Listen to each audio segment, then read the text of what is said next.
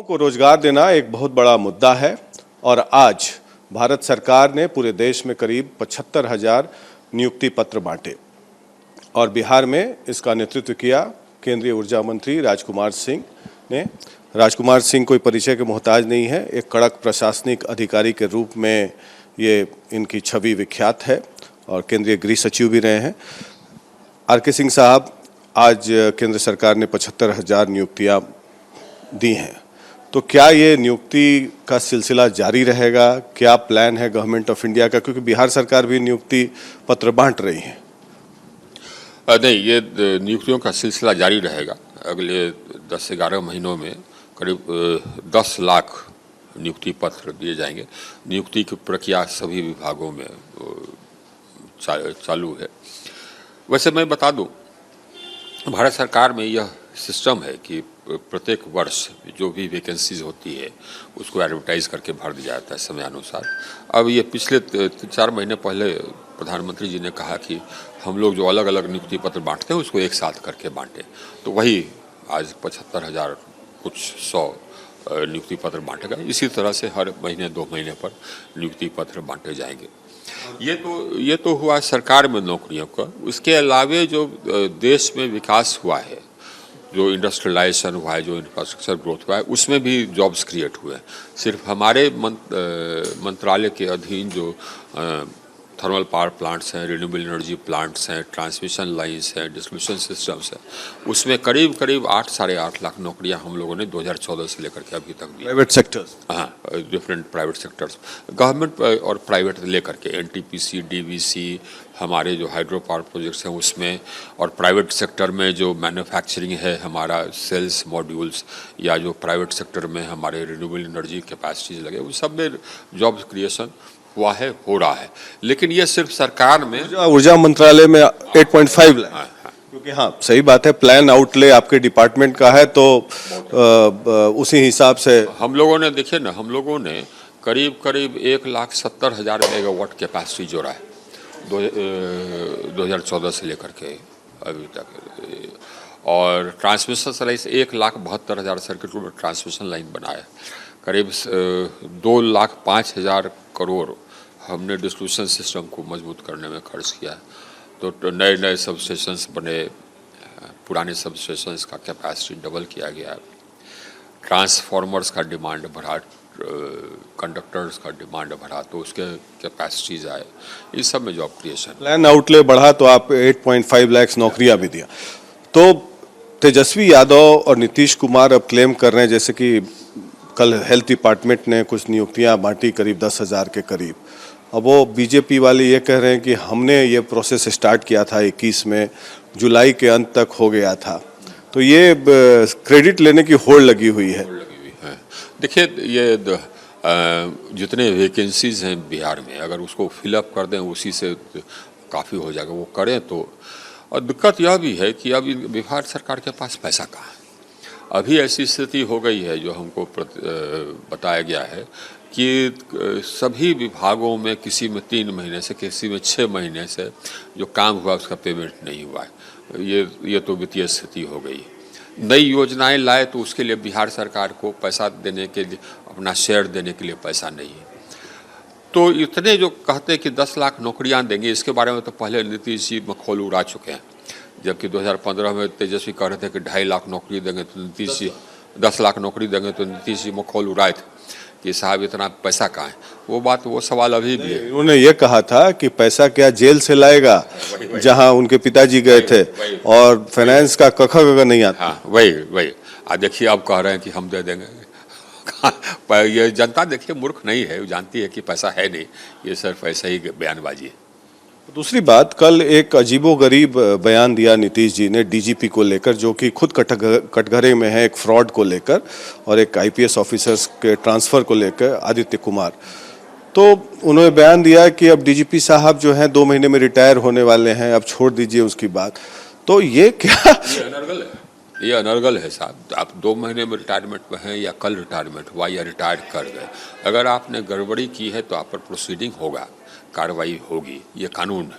और ये कोई पंचायती थोड़े या मुख्य कानून थोड़े है कि हाँ साहब सो हम नहीं कार्रवाई करेंगे। आपका काम है कि गड़बड़ी हुआ है तो कार्रवाई करें। तो ये कहना कि 2 महीने में रिटायर कर रहे हैं तो कार्रवाई नहीं हो, ये अनर्गल।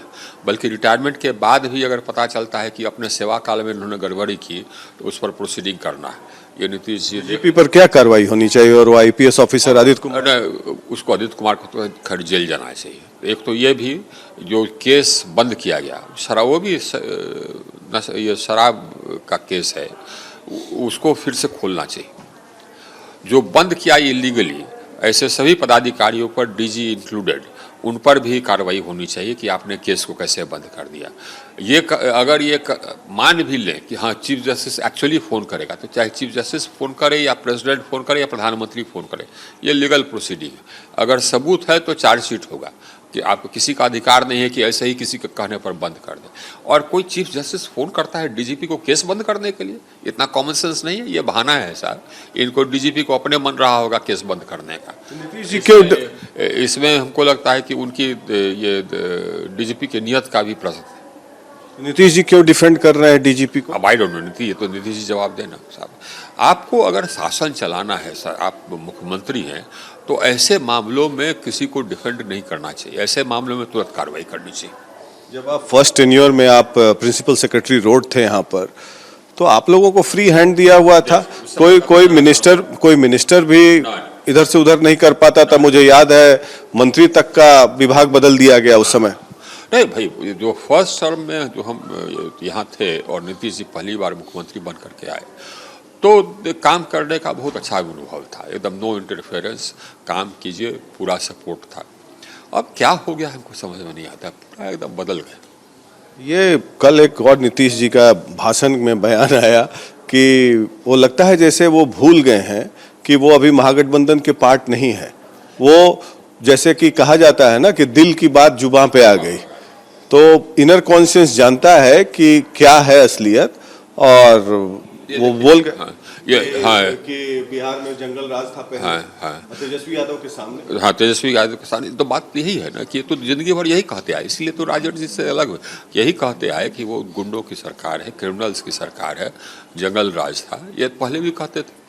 अब उसी के साथ आप हो गए, आप उसी के साथ हो गए।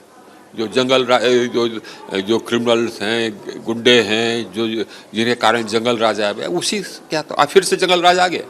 2 दिन पहले ये पानी टंकी के पास एम कॉलेज के आगे एकदम छलनी कर दिया किसी को। दिन दहाड़े बैंक लूटा जाता है। 1000 राउंड गोली चलती है मनेर में, 1000 राउंड मनेर दियारा में, पुलिस नहीं जाती है। तो पूरा फिर तो आ गया वापस। क्या आपको लगता है कि बात है हमारा कि बस एक अपने एम्बिशन को नर्स करने के लिए उन्होंने ये बेमेल गठबंधन किया है कि प्राइम मिनिस्टर कैंडिडेट बनना चाहते हैं? ये तो वो भी जानते हैं कि तो प्राइम मिनिस्टर कैंडिडेट अगर होना तो संभव नहीं है। कौन इनको मानेगा? आप ये बताइए। ममता बनर्जी मानेंगे इनको प्राइम मिनिस्टर कैंडिडेट? कोई कि हम बनेंगे? केसीआर मानेगा? स्टालिन मानेगा? ये सब देखिए, ये बड़ी बात है। राहुल गांधी भारत जोड़ो राहुल गांधी मानेंगे?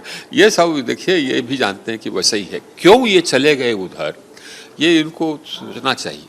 ऐसे नहीं जिसके खिलाफ आप जिंदगी भर रहे, फिर जाकर के सत्ता के कारण, सत्ता में रहने के कारण आप उधर चले गए।